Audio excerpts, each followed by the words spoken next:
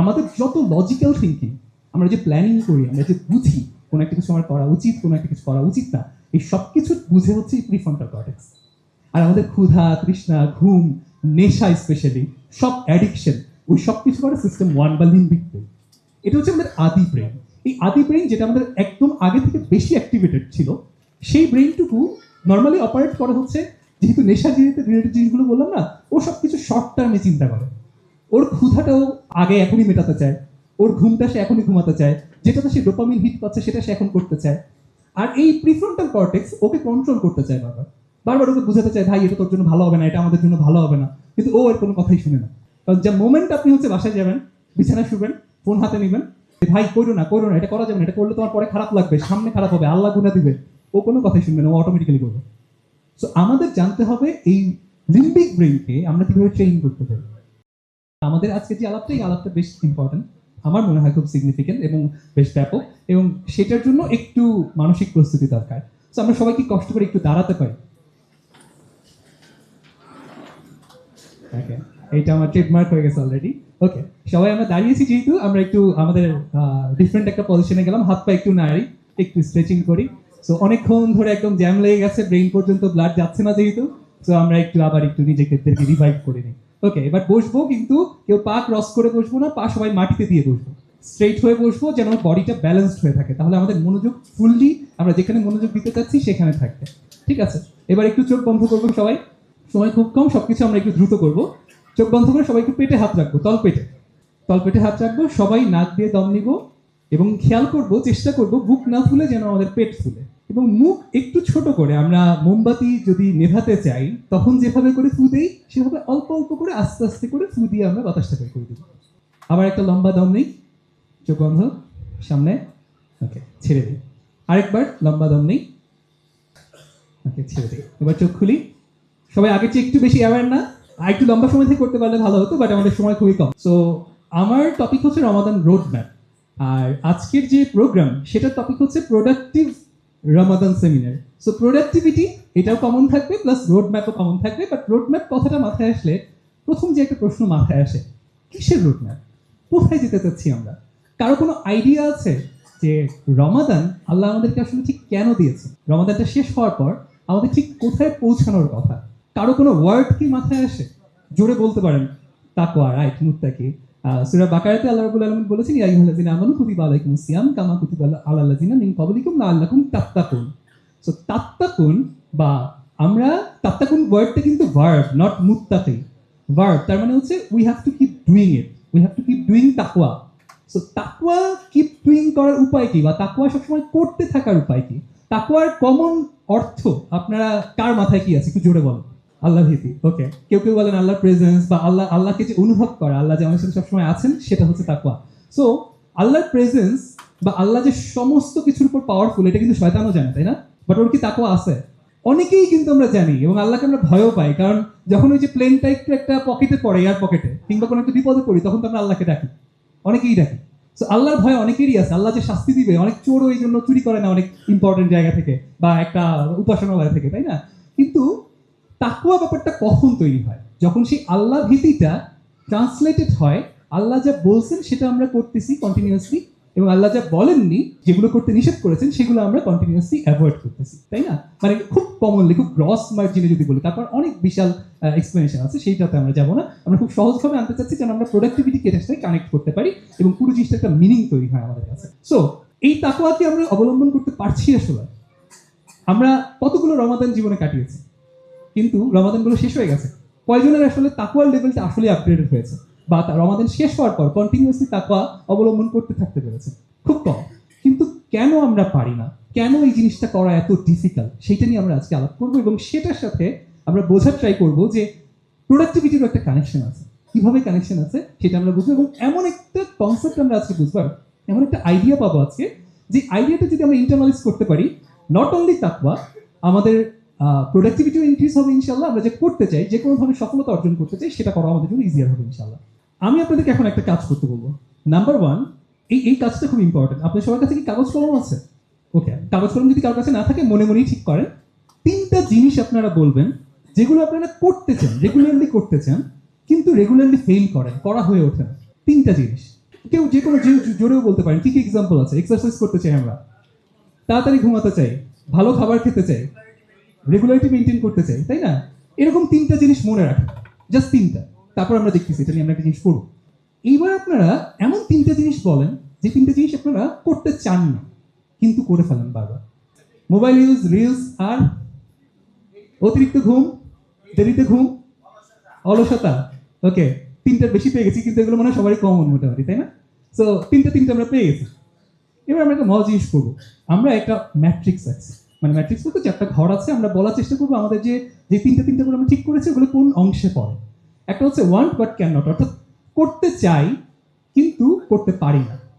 এগুলো যে তিনটা আমরা শুরুতে দিয়েছি, বলুন তো এই তিনটার ইনস্ট্যান্টলি কি পাই আমরা, মানে ওগুলো যদি আমরা করতে যাই। সো ইনস্ট্যান্টলি যদি আপনি ঘুমাতে চান, ইনস্ট্যান্টলি যদি আপনি এক্সারসাইজ করতে যান, আমরা একটা পেইন ফিল করি। কেন করবো? এক্সারসাইজ করার পর টায়ার্ড লাগে। বাট খেয়াল করে দেখুন পরে আমরা কি পাই, গ্র্যাটিফিকেশন যেটা, ওটার যে আউটপুটটা সেটা কিন্তু আমরা অনেক দেরিতে পাই। অর্থাৎ এক্সারসাইজ করলে অনেক পরে গিয়ে সেটার আউটপুট দেখা যায়। ভালো খাবার খাওয়া কিন্তু কঠিন। একটু আগে সজল ভাই বলে গেল এটা খাও সেটা খাও, কালো ভাতের কথা বললো, ব্রাউন রাইসের কথা বললো। ব্রাউন রাইস কিন্তু চাবানো কঠিন, অনেকেরই পছন্দ হয় না, বাসায় নিলে তরকারির সাথে মজা লাগে না। শরবত খেতে নিষেধ করতেছে ভাই, যা বলে গেল সজল ভাই, এরপর তো ইফতার টিফতারে করা লাগবে না আমাদের কারণ। তো এই কাজ করতে গেলে কি লাভ, মানে কিভাবে ফলাফল অনেক পরে পাবো ভাই। একদিন এক রাতই আমাদের মেনটেন করা কঠিন, কারণ ইফতারের সময় আমরা খাবো ইনস্ট্যান্টলি, যদি মানে অ্যাভয়েড করি তাহলে তো আমরা পেইন ফিল করি, কিন্তু পরে গিয়ে ভালো লাগবে। বাট যে জিনিসগুলো আমরা করতে চাই না কিন্তু করে ফেলি, ওগুলোর ক্ষেত্রে খেয়াল করবেন ইনস্ট্যান্টলি আমরা হচ্ছে আনন্দটা পাই, অ্যান্ড আমাদের যে পেইনটা সেটা আসে পরে। খেয়াল করে দেখছেন কিনা যে তিনটা জিনিস আপনারা মনে করছিলেন সেই তিনটা জিনিসের সাথে মিলে ব্যাপারটা? মানে এমন যদি হতো যে একটা বার্গার খেলে সাথে সাথে আপনার হার্ট অ্যাটাক হয়ে যাচ্ছে, তাহলে তো ব্যাপারটা ইজি হতো, গেমটা ইজি পুরো, তাই না? সিগারেট খেলে যদি লাংস ক্যান্সার প্রথম দিনই হয়ে যেত, খুব ইজি ছিল না? বাট গেমটা এত কঠিন হয়ে গেছে কেন? জাস্ট বিকজ আমাদের যে জিনিস আমরা করতেছি, কঠিন কাজগুলা শুরুতে কঠিন, রেজাল্ট আসে অনেক পরে ভালো কাজগুলা, আর যেগুলো রং কাজ, যেগুলো করা উচিত না, সেগুলো এখন করাটা খুব মজা, কিন্তু রেজাল্ট আসে অনেক পরে। এইটা কিভাবে আসলে আমাদের নিউরোসায়েন্সে, সাইকোলজি আমাদের নিজেদের নিউরোসায়েন্সকে, মানে সাইকোলজিকে, আমাদের ব্রেইনকে প্রভাবিত করে, সেটা নিয়ে আমরা সামনে আলাপ করবো। বাট আগে এটা আমরা বোঝার ট্রাই করি, আমাদের লাইফে যা কিছু আছে, যত সফলতা আছে, আমরা সবাই জানি না কি কি করা লাগবে, সাকসেসফুল হওয়ার জন্য কি করা দরকার সবাই জানি না, কিন্তু সবগুলোর প্যাটার্ন একই রকম না। এখন করা কঠিন, রেজাল্ট আসবে অনেক পরে, পড়াশোনাও সেম, সবকিছু সেম। এখন খেয়াল করে দেখুন তাকওয়ার ক্ষেত্রে ব্যাপারটা কি সেম না? তাকওয়া অবলম্বন করা বা তাকওয়া অবলম্বন করতে হলে যে কাজগুলো করতে হয় সবগুলোই কিন্তু ইনস্ট্যান্টলি কঠিন। মানে আমি হেঁটে যাচ্ছি, কোনো একটা জিনিস আল্লাহ তাকাতে নিষেধ করেছেন, কেউ আমাকে দেখছেন, অ্যাট দ্যাট মোমেন্ট তাকানোটাই আমার জন্য ইজিয়ার অ্যান্ড ইমিডিয়েট গ্র্যাটিফিকেশন। আর পেইন তো নাই, পেইন তো সেই কবে না কবে মরবো, তারপর হচ্ছে যার নামে যাব, অনেক দিন। সো ওইটা তো মাথায় কাজ করে না। বাট আল্লাহর প্রেজেন্স কেউ মনে রেখে সে যদি ওই তখন নিজেকে অ্যাভয়েড করে, নিজেকে যদি সে রিস্ট্রেইন করে, বিরত রাখে, সেটা ইমিডিয়েটলি কিন্তু অনেক পেইনফুল, কিন্তু তার বিশ্বাসটা আছে যে গ্র্যাটিফিকেশন অনেক পরে আসবে। সো আমরা কিন্তু একটা প্যাটার্ন পাচ্ছি, যে কোনো ভালো কাজ, খারাপ কাজ, সফলতার জন্য হোক আল্লাহর জন্য হোক, সেটা এইভাবে করে আমরা মিলিয়ে নিতে পারি। এটার সাথে আমাদের সামনের প্যাটার্নটা মিল করতে আমরা এটা এখন বোঝার চেষ্টা করবো। তার আগে আমরা একটা ভিডিও দেখবো। এই ব্যাপারটা যে আমাদের সফলতার সাথে খুব ডিরেক্টলি কানেক্টেড, এটা নিয়ে খুব বিখ্যাত একটা স্টাডি আছে, রিসার্চ আছে। সেই রিসার্চটা বা স্টাডিটা অনেকেই হয়তো নাম জানেন। তারপর আমি একবার ভিডিওটা দেখাবো, ভিডিওটা আমার খুব মজা লাগে এবং জিনিসটা মানে ওদেরকে দেখতে বাচ্চা মনে হয়, বাট আমরাও যে আসলে ওদের মতোই সেটা বোঝা যায় আর কি। স্ট্যানফোর্ড ইউনিভার্সিটিতে 1960s ওয়াল্টার মিশেল নামে একজন রিসার্চার এই স্টাডিটা করেছিলেন। ব্যাপারটা অনেকটা এরকম ছিল, একটা খালি ঘরে একটা একটা করে বাচ্চাকে ঢুকানো হচ্ছে, ওদেরকে ওদের খুব প্রিয় মার্শমেলো, যেই চকলেট আর কি, সেই মার্শমেলো ওদেরকে খেতে দেওয়া হচ্ছে, ওদের সামনে রাখা আছে। ওদেরকে দেখানো হচ্ছে যে দূরে আরেকটা জায়গায় দুটো মার্শমেলো আছে, কিছু ক্ষেত্রে আরো বেশিও দেখানো হচ্ছে। ওদেরকে বলা হচ্ছে তোমাকে রেখে আমরা একটু চলে যাব, কিছুক্ষণ পর আসবো, যদি তুমি তোমার সামনে যে একটা মার্শমেলো আছে সেটা খেয়ে না ফেলো, তাহলে বাকি যে মার্শমেলো গুলো আছে সেগুলো আমি তোমাকে দিব। আর যদি আমি চলে যাওয়ার সাথে সাথে তুমি ওই একটা মার্শমেলো খেয়ে ফেলো, তাহলে পরে আর তুমি বাকিগুলো পাবে না। অর্থাৎ ইনস্ট্যান্ট গ্র্যাটিফিকেশন হচ্ছে তার জন্য একটা মার্শমেলো খাওয়া, আর ডিলেড গ্র্যাটিফিকেশন, সে যদি দেরি করতে পারে তাহলে সে একসাথে অনেকগুলো মার্শমেলো পাবে। মজার ব্যাপার হচ্ছে বাচ্চাদেরকে যখন রেখে যাওয়া হয়েছে, বাচ্চারা খুব অদ্ভুত বিহেভিয়ার করে। ও একটু একটু শুকিয়ে মাঝে মাঝে খেতে পারতেছে না, যেহেতু ও অন্যদিকে তাকায় আছে, চোখ বন্ধ করে থাকা ট্রাই করতেছে, অন্যদিকে মনোযোগ নেওয়ার ট্রাই করছে। ও ইভেন কামড় দিয়ে ফেলতেছে, আবার রেখে দিচ্ছে, আর এই কিছু তো খেয়েই ফেলছে। ওই যে ও আদর দিয়ে দিচ্ছে ওটাতে। চাপায় কিন্তু গিলতেছে না, কারণ পরে তো প্রমাণ দিতে হবে। ওই ও ভেঙে টেঙে রাখছে, তাও রেখে দিচ্ছে।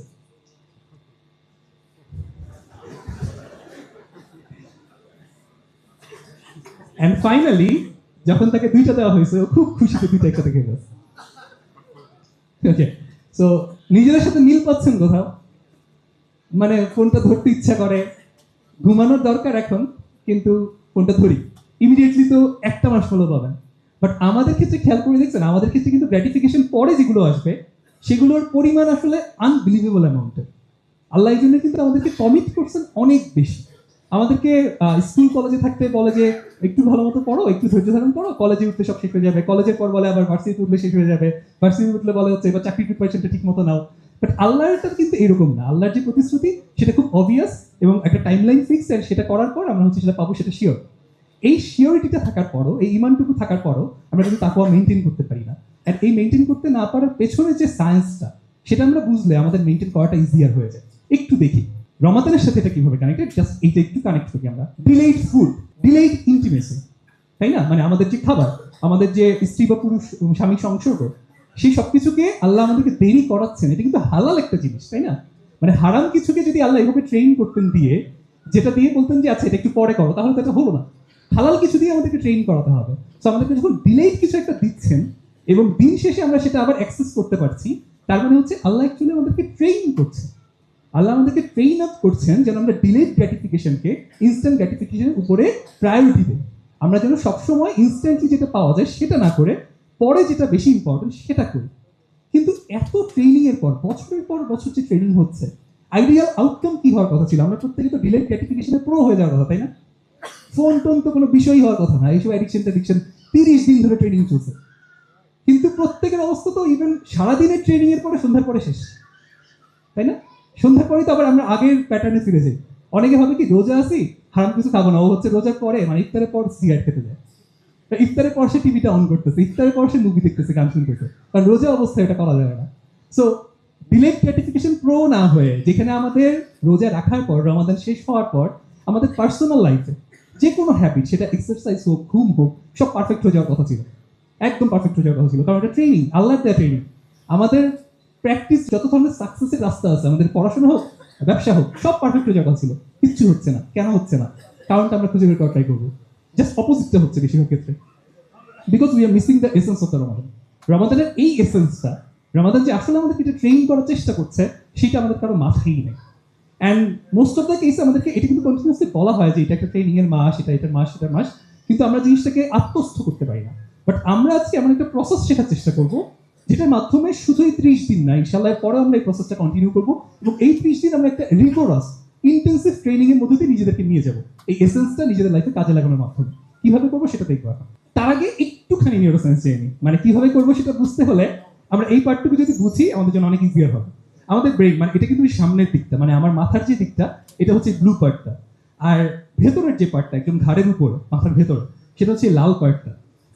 এই পার্টটুকুকে মানে লিম্বিক সিস্টেম বলে বা আদি ব্রেইন বলে। আর প্রিফ্রন্টাল কর্টেক্স যেটা, মানে প্রি ফ্রন্টাল, একদম ফ্রন্টে যেটা, এই কর্টেক্সটুকুকে বলা হয় হচ্ছে একদম নতুন ব্রেইন, যেটা আর কি আমাদের যত লজিক্যাল থিঙ্কিং, আমরা যে প্ল্যানিং করি, আমরা যে বুঝি কোনো একটা কিছু আমার করা উচিত, কোনো একটা কিছু করা উচিত না, এই সব কিছু বুঝে হচ্ছে এই প্রিফ্রন্টাল কর্টেক্স। আর আমাদের ক্ষুধা, তৃষ্ণা, ঘুম, নেশা, স্পেশালি সব অ্যাডিকশন, ওই সব কিছু করে সিস্টেম 1 বা লিম্বিক ব্রেইন। এটা হচ্ছে আমাদের আদি ব্রেইন। এই আদি ব্রেইন, যেটা আমাদের একদম আগে থেকে বেশি অ্যাক্টিভেটেড ছিল, সেই ব্রেইনটুকু নর্মালি অপারেট করা হচ্ছে, যেহেতু নেশা রিলেটেড জিনিসগুলো বললাম না, ও সব কিছু শর্ট টার্মে চিন্তা করে। ওর ক্ষুধাটাও আগে এখনই মেটাতে চায়, ওর ঘুমটা সে এখনই ঘুমাতে চায়, যেটাতে সে ডোপামিন হিট পাচ্ছে সেটা সে এখন করতে চায়। আর এই প্রিফ্রন্টাল কর্টেক্স ওকে কন্ট্রোল করতে চায়, বারবার বারবার ওকে বুঝাতে চায়, ভাই এটা তোর জন্য ভালো হবে না, এটা আমাদের জন্য ভালো হবে না, কিন্তু ও এর কোনো কথাই শুনে না। কেন শুনে না জানেন? আপনাদের কোনো ধারণা আছে দুইটার মধ্যে কোনটা পাওয়ারফুল বেশি? কার শক্তি বেশি? লাল নাকি নীল? ইয়েস। কত পার্সেন্ট জানেন? 45% অফ অল ডিসিশনস অটোমেটিক্যালি হয় ওই লাল ব্রেইন নিয়ে ফেলে, limbic system. 80 to 95% of all brain activity unconsciously বা অটোমেটিক ভাবে হয়ে থাকে। এই রিসার্চ পেপারগুলো আপনারা ঘাটলে পেয়ে যাবেন। সো 90% বা 95% অ্যাক্টিভিটি যেই অংশ করে, তার সাথে কি আপনি বুদ্ধি দিয়ে আর ওকে বিভিন্নভাবে বুঝায় পারবেন? এই কারণেই আমরা এত কিছু বুঝি, এত কিছু দেখি, তারপর আমাদের বিহেভিয়ারে কোনো চেঞ্জ আসে না। আর বিহেভিয়ার আবার আগের জায়গায় চলে যায়। কারণ যে মোমেন্ট আপনি হচ্ছে বাসায় যাবেন, বিছানায় শুবেন, ফোন হাতে নেবেন, আবার ওই লিম্বিক ব্রেইন টোটাল কন্ট্রোল নিয়ে নেবে। প্রিফ্রন্টাল কর্টেক্স জানে যে ভাই করো না, এটা করা যাবে না, এটা করলে তোমার পরে খারাপ লাগবে, সামনে খারাপ হবে, আল্লাহ গুনাহ দিবে। ও কোনো কথাই শুনবে না, ও অটোমেটিক্যালি করবে। সো আমাদের জানতে হবে এই লিম্বিক ব্রেইনকে আমরা কিভাবে ট্রেন করতে পারি, ওর কাছে কিভাবে আমরা যেটা করতে চাই সেটা কনভিন্সিং করতে পারি, যেন ও এইটা করতে কনভিন্সড হয়। ও বরং আমাদের প্রিফ্রন্টাল কর্টেক্সকে হেল্প করে। কারণ দুজনের মধ্যে মারামারি করে আপনি পারবেন না, আপনি দুজনকে এক পক্ষে নিয়ে আসতে হবে। প্রবলেমটা হচ্ছে আমাদের যতটুকু লার্নিং আছে না, এই যে এখন আপনারা শুনতেছেন, আপনাদের কিন্তু প্রিফ্রন্টাল কর্টেক্সটা অ্যাক্টিভ, আপনারা বোঝার চেষ্টা করতেছেন, মনে রাখার চেষ্টা করতেছেন, লিম্বিক ব্রেইনে কিচ্ছু বোঝাচ্ছে না। ওর কাছে পৌঁছানোর সিস্টেমই ডিফারেন্ট, অ্যান্ড সেই সিস্টেম আমাদের অ্যাক্টিভেটেড করতে হবে। কিভাবে করবো? Number one, clarity. ক্ল্যারিটির কথা কেন বলতেছি? আমি যে একটা সিঙ্গারা খেলে মজা লাগবে, এইটা আমার কাছে খুবই ক্লিয়ার, মানে মোর দেন ক্লিয়ার। কিন্তু সিঙ্গারাটা না খেলে কি হবে, এটা নিয়ে কারো কোনো ক্ল্যারিটি আছে? ভাই ভালো থাকবে, ভালো থাকা মানে কি? সিঙ্গারার টেস্ট হচ্ছে লবণের মতো, একটু লবণাক্ত, একটু ক্রিস্পি, ক্ষুধাটা ইমিডিয়েটলি চলে যাবে। বাট না খেলে আমি কতদিনে কি হবে এটা তো আমি জানি না। তো লিম্বিক ব্রেইন কনভিন্স না, ভাই তোমার কথা শুনে লাভ নেই, তুমি কি বলতেছো আমার এখন যেটা সেটা তার। তো ক্ল্যারিটিটা আমি কিভাবে আনবো? এটা কিন্তু মজার এক্সাম্পল আছে। ধরুন আপনার এক ফ্রেন্ড, তাকে আপনি অফার দিয়েছেন যে 4 তলা বাড়ি আছে একটা, 20 তলা বাড়ি আছে একটা, দুইটার যে কোনো একটা তুমি নিতে পারো ফ্রি, এটা তুমি পাবা। ও 4 তলা বাড়ি চুজ করতেছে, কারণ ও 4 তলা বাড়ির এত কাছে দাঁড়ায় আছে, এর পেছনে যে একটা 20 তলা বাড়ি আছে ও দেখতে পাচ্ছে না। ও যে দেখতে পাচ্ছে না, ও জানেই না। ও না জানলে এটা চুজ করবে কিভাবে? ও যেটা সামনে আছে সেটা চুজ করার ট্রাই করতেছে। তো আপনি তাহলে কি করবেন ওকে বলেন তো? আপনি যদি ভালো বন্ধু হন, ওকে একটু পিছনে টেনে নিয়ে যাবেন না, একটু সরাই নিয়ে যাবেন, যেন ওর পুরো ভিশনটা ক্লিয়ার হয়, ও যেন পেছনের বাড়িটা দেখতে পায়, রাইট? সো আমরা আমাদের ব্রেইনের সাথে এই কাজটা করতে হবে, লিম্বিক সিস্টেমের সাথে এই কাজটা করতে হবে, ক্ল্যারিটি আনতে হবে, বোথ সিস্টেমের সাথে করতে হবে। কারণ আমাদের প্রিফ্রন্টাল কর্টেক্সও ক্লিয়ারলি জানে না আপনি যা যা করতে চাচ্ছেন বা যা করতে চাচ্ছেন না সেটা রেজাল্ট আসলে কি। সো আমরা এখন এইটারই প্র্যাকটিস করব, এবং আমরা এটা একসাথে করব। আমরা একটা প্রসেসে শিখবো, একটা টপিকে শিখবো, সেটা যদি আমরা অ্যাপ্লাই করতে শিখি, দেন আমরা রিপিটেডলি যে কোনো টপিকে, যে কোনো ইস্যুতে যেটা আপনি নিজেকে করাতে চান না সেখানে এটা অ্যাপ্লাই করবেন। সো প্রসেসটা শিখে রাখেন একদম স্টেপ বাই স্টেপ ইনশাআল্লাহ। আমার কাছে মনে হচ্ছে আমি মানে ট্রুলি অনেক টাইপের স্টাডি, অনেক টাইপের ডিসিপ্লিন খেটে এত মানে কম্প্যাক্ট এবং কানেক্টেড সিস্টেম আর পাইনি। So let's clearly focus. একটা জিনিসের কথা আপনারা চিন্তা করেন, আমরা নেগেটিভটা দিয়ে যাবো। ওয়ান সিঙ্গেল থিং যেটা আপনি অ্যাভয়েড করতেছেন। এক্সাম্পল হিসেবে যদি আমি বলি, একজন ডিস্ট্রাকশনের কথা বলেছেন, এই মুহূর্তে সবচেয়ে ডিস্ট্রাক্টিং জিনিস আপনার কাছে কি আছে? আপনাকে সবচেয়ে লাইফে ক্ষতি করছে কি বলেন তো? মোবাইল যে ক্ষতি করতেছে, এটা মেনে নিচ্ছেন কারা? এটাই বলেন। সবাই একমত না? বিরুদ্ধে কেউ নাই। মোবাইলের মধ্যে সবচেয়ে খারাপ কোনটা? এটা তো একমত, সোশ্যাল মিডিয়া যে সবচেয়ে খারাপ। শিওর? তাহলে আমরা সোশ্যাল মিডিয়া নিয়ে আলাপ করি। আমরা আজকের পর সোশ্যাল মিডিয়াকে কিভাবে অ্যাভয়েড করবো সেটার প্রসেসটা পুরোপুরি আমাদের লিমিট ব্রেনকে শিখে ফেলি, কেমন হয়? ইনশাআল্লাহ, ঠিক আছে। তাহলে এইটাই টপিক, ঠিক আছে? এইবার আপনারা মনে মনে একটু লিস্ট করেন, কিংবা কাগজ কলম থাকলে খুবই ভালো হয়। এই প্র্যাকটিসটা আপনার পরেও করতে হবে, নোট রেখে দিবেন। ফেসবুক ইউজ করলে বা সোশ্যাল মিডিয়া ইউজ করলে কি গেইন করেন আপনি? কি পান আসলে? লিটারালি কি পান? লিখতে থাকেন বা মনে মনে লিস্ট করতে থাকেন, যাদের কাছে কাগজ কলম নেই, বাট আশা করি সবার কাছে কাগজ কলম আছে। আমরা একটু প্র্যাকটিস করি, 1-2 মিনিট। এটাই বাসায় গিয়ে আপনার একটু ইন্টেন্সিভলি করতে হবে, মন দিয়ে বসে করতে হবে। কি গেইন হয়, মানে কি পান আপনি? ইনস্ট্যান্টলি খবর পান, কারোর সাথে যোগাযোগ করতে পারেন, যে যোগাযোগ করার অন্য মাধ্যমও আছে। আর কি আছে একটু লিস্ট করতে পারেন, খুব কুইক। এটা লিস্ট খুব বড় হবে না। ওকে, হ্যাঁ, ইমিডিয়েটলি নিউজ পাওয়া যায়। আর কিছু? বিনোদন। ওকে, ঠিক আছে, আমরা পাই হচ্ছে এগুলো এটার কাছ থেকে। সেকেন্ডলি, এইবার একটু পেইন গুলো লিস্ট করেন। পেইন কিভাবে? মানে এই যে সোশ্যাল মিডিয়া কন্টিনিউসলি ইউজ করতেছেন, এটার কারণে ইন দি এন্ড আপনার কি পরিণতি হতে যাচ্ছে সেটা একটু চিন্তা করেন। নট সময় নষ্ট, লং টার্ম চিন্তা করেন, এবং এটাকে যত লম্বা সম্ভব তত লম্বা একটা লিস্ট বানানো ট্রাই করেন। আপনারা যখন বাসায় যাবেন এই প্র্যাকটিসটা অবশ্যই করবেন, আমার রিকোয়েস্ট। কাগজ কলম নিয়ে বসবেন, অ্যান্ড এই লিস্ট শেষ করা খুব ডিফিকাল্ট হয়ে যাবে আপনার জন্য। আপনি হারাম দেখতেছেন, ইসলামিক সেন্সে যদি বলেন, ফিজিক্যাল সেন্সে যদি বলেন, আপনার ঘুম হচ্ছে না, আরো কত ডিপার লেয়ারের জিনিসপত্র আছে। দুই একটা জিনিস আমি একটু শেয়ার করি। রাবার নিকিং কনসেপ্টটা কি? ধরেন হাইওয়ে দিয়ে একটা গাড়ি যাচ্ছে, পুরো রাস্তা খালি, কিন্তু প্রত্যেকটা গাড়ি একটা জায়গায় স্লো হয়ে যাচ্ছে। কারণ কি জানেন?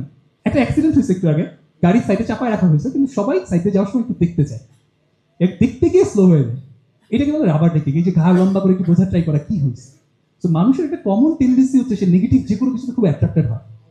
অ্যান্ড আপনি খেয়াল করলে দেখবেন, একটা পত্রিকার একটা পেজ খুলে দেখেন, কত পার্সেন্ট নিউজ নেগেটিভ, কত পার্সেন্ট পজিটিভ? 90%ই নেগেটিভ। কেন? কারণ ওইটা আপনাকে টানে। সেম ওয়েতে নেগেটিভ ইমোশন ক্রিয়েট করে এরকম জিনিসই আপনাকে সবসময় বেশি টানবে। এটার একটা কারণ আছে, কারণটা হচ্ছে আমরা নেগেটিভ ব্যাপারে অ্যাওয়্যার থাকতে চাই। যেন ওই বিপদটা আমার না হয়। একটা সময় আমাদের গ্রামে কতটুকু বিপদের ঘটনা ঘটতেছে অতটুকু জানা আমার জন্য সম্ভব ছিল। আর এখন সারা পৃথিবীর যত নেগেটিভ নিউজ আছে সব আমার কাছে একসাথে আসে, এটা নেওয়ার জন্য আমার ব্রেইন প্রিপেয়ার্ড না। এই কারণে আমরা জম্বি হয়ে যাচ্ছি দিন দিন। এইটা একটা পার্ট। তারপর দেখেন অ্যাটেনশন ডেফিসিট তো সবার নষ্ট হচ্ছেই, এবং ব্রেইন ফিজিক্যালি ডিফর্ম হয়ে যাচ্ছে। মানে আপনার ব্রেইনের যে সবচেয়ে significant part anterior cingulate cortex বলে, ওই জায়গাগুলো আস্তে আস্তে ছোট হয়ে যাচ্ছে, যেগুলো দিয়ে আমরা আমাদের ইচ্ছা শক্তি ধরে রাখি। সো একটা পার্ট গেল, আপনি ওগুলো জাস্ট নেগেটিভগুলো সব লিস্ট করে ফেলবেন। মানে শুরুতে লিস্ট করলেন কি কি পান, তারপর লিস্ট করবেন কি কি হারাচ্ছেন এটার জন্য, লং টার্মে কি হারাচ্ছেন, ফ্যামিলিকে হারাচ্ছেন, অনেকে ফ্যামিলির সম্পর্ক নষ্ট হয়ে যাচ্ছে। আমি কিছুদিন আগে একটা ভিডিও বানিয়েছি, জাস্ট ওয়াইফরা যেন হাজবেন্ডকে একটু কনভিন্সিং ওয়েতে কথা বলে, যা চাচ্ছে সেটা ঝগড়ার টোনে না বলে কিভাবে স্টেপ বাই স্টেপ ফলো করে বলবে সেটা নিয়ে একটা ভিডিও বানিয়েছি। মজার ব্যাপার হচ্ছে মানে শত শত কমেন্ট একটাই, যে সারাদিন তো মোবাইল নিয়ে থাকে আমার কথা শুনবে কথা, এবং এটা খুব প্যাথেটিক ওয়েতে তারা কমেন্ট করতেছে যে এরা মোবাইল ফোর হয়ে গেছে, এরা মোবাইল ছাড়া কিছু বুঝে না, এদের সাথে কথা বলে লাভ নাই, কিছু বললেই ঝগড়া করে। And it's true. So in response আপনার স্পাউস একই কাজ করতেছে। অ্যান্ড এটা এরকম লিস্ট করতে থাকেন, আপনি লিস্ট করতে থাকেন, স্টাডি, আপনার পড়াশোনা নষ্ট হচ্ছে সবকিছু। দেন আপনি আসলে কম্পেয়ার করতে পারবেন কি পাচ্ছেন আর কি পাচ্ছেন না। তখন কিন্তু ক্ল্যারিটি আসা শুরু করবে, 4 তলা বিল্ডিং করতে 20 তলা বিল্ডিং করতে হবে, বুঝতে পারছেন? আরেকটা লাস্ট স্টেপ আপনারা করবেন, সেটা হচ্ছে যদি আপনি এখন এটা অফ করে দেন, চিরতরে সোশ্যাল মিডিয়াকে অফ করে দেন, আপনি লাইফে কি কি গেইন করবেন। খুব ইমোশনাল একটা লিস্ট বানাবেন, যত এক্সটেন্সিভ করা সম্ভব। লাইফে ক্ল্যারিটি, শান্তি, সাকসেস সব ফিরে আসবে। মৃত্যুর পর কি কি হবে সেগুলো লিস্ট করবেন। হারাম দেখছেন না, আল্লাহ সন্তুষ্টির জন্য হারাম থেকে দূরে থাকছেন, সেটার জন্য আল্লাহ থেকে আমাদের দিন হাসরের দিন আপনাকে প্রতিদান দিচ্ছেন, সবকিছু ভিজুয়ালাইজ করবেন এবং লিস্ট করবেন। এরপর একটু কম্পেয়ার করে দেখবেন যে আপনার নাম্বার অফ মার্শমেলোস, যে মানে একটা মার্শমেলো এখন খাচ্ছেন না, সে কারণে কতগুলো মার্শমেলো আসলে পাবেন সেটা একটা লিস্ট আপনি করবেন। এটাকে ভিজুয়ালাইজ করবেন। ভিজুয়ালাইজ করতে করতে আমাদের সময় থাকতেন আপনাদেরকে ভিজুয়ালাইজ করতে থাকতেন, বা আপনি ইমোশনাল ফিল করতেন, লিটারালি ইমোশনাল ফিল করতেন। আপনি একা একা বসে করলেও সেটা ফিল করবেন। সো এই কাজটুকু অন্তত করবেন, এই 3টা কাজ গেল। সো স্টেপ 1 গেল ওটা। ওই কাজটা যখন আপনি করবেন, প্রত্যেকটা জিনিসের জন্য আপনি ওই যেই হ্যাবিটগুলো আপনি ক্রিয়েট করতে চান, প্রত্যেকটা হ্যাবিটের জন্য আপনি এরকম একটা কাগজ বানাবেন, যে কাগজে প্রথমে লেখা থাকবে যে আপনি এতে আসলে কি পান খারাপ হ্যাবিটটা থেকে, অ্যান্ড এটা যদি আপনি ছেড়ে দেন কি কি পাবেন, আর এটা আপনি কি কি হারাচ্ছেন। এটা আপনাকে একটা ক্লিয়ার পিকচার দিবে, ওই ক্ল্যারিটিটা এনে দিবে আপনাকে। আইইএ, এটা আমি একটা ভিডিও বানিয়েছিলাম, এই ওইখান থেকে হচ্ছে এই অ্যাক্রোনিমগুলো নিয়ে। আপনার সবকিছুকে প্রভাবিত করছে 3টা জিনিস: inputs, your environment and your associations. খুব সহজ ভাষা বলি, টাইম খুবই কম। ইনপুট মানে হচ্ছে আপনি যা যা আপনার মনকে খাওয়াচ্ছেন, আপনার শরীরকে খাওয়াচ্ছেন।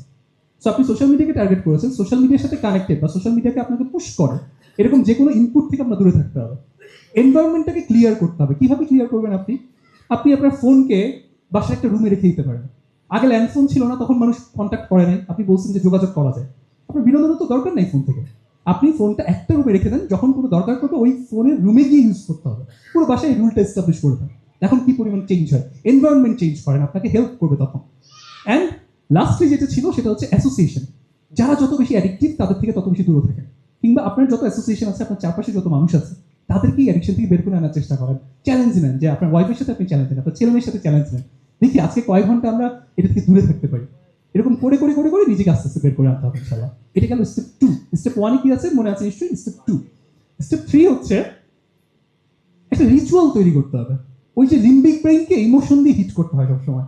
আপনি যদি একটা সিস্টেম বিল্ড করতে পারেন, তাহলে লিম্বিক ব্রেইনকে আপনি হিট করতে পারবেন খুব ইজিলি। কিভাবে? আমরা একটা প্র্যাকটিস করবো এখন।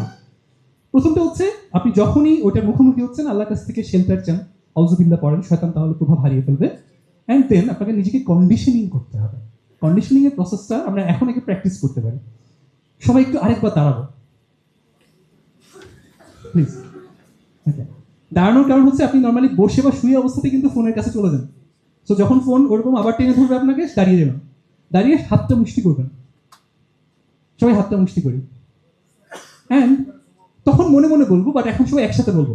আমি জিজ্ঞেস করবো ইনস্ট্যান্ট না ডিলেইড, আপনার বলবেন ডিলেইড। আমরা ডিলেইড গ্র্যাটিফিকেশন চুজ করতেছি। ওই মুহূর্তে তখন আপনি যখন নিজেকে এটা বলবেন গেঁথে যাবে, আর এখন যখন বলবেন মনের মধ্যে গেঁথে যাবে। এটা সবাই যেহেতু একসাথে বলতেছে। So ready?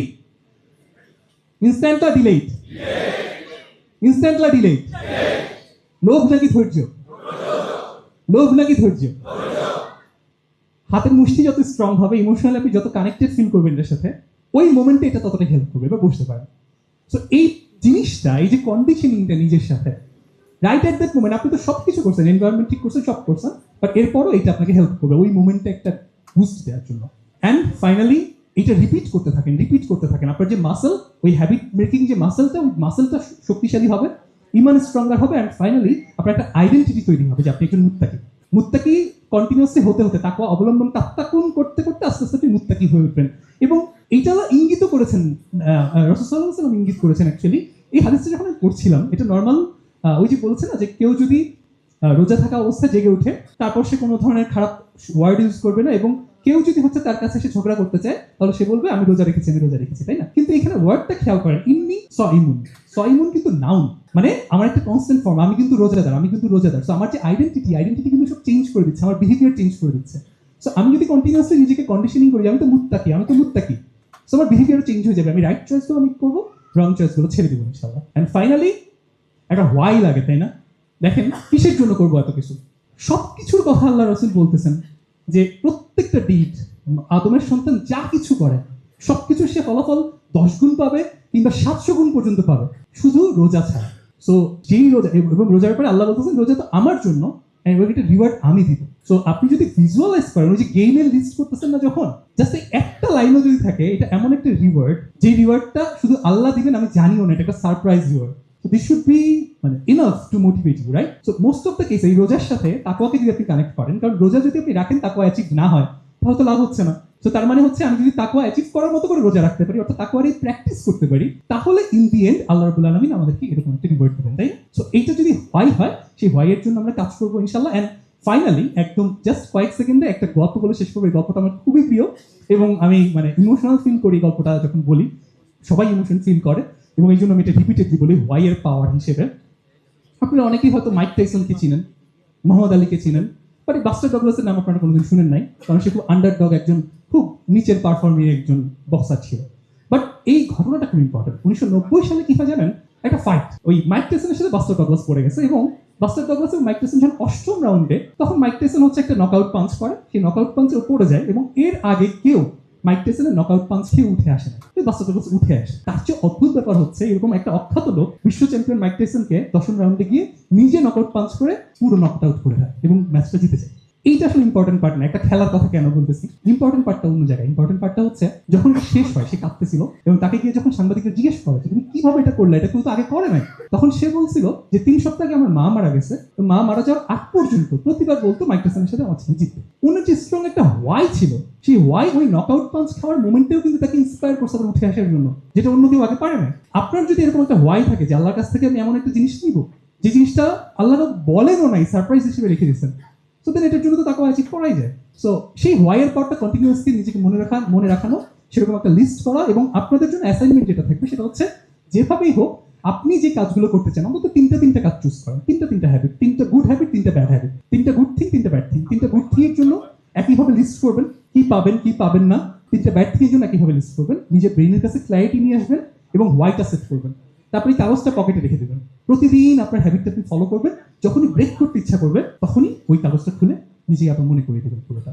ঠিক আছে, তো আজকে এখানেই শেষ, আমাদের জন্য দোয়া করবেন। আসসালামু আলাইকুম।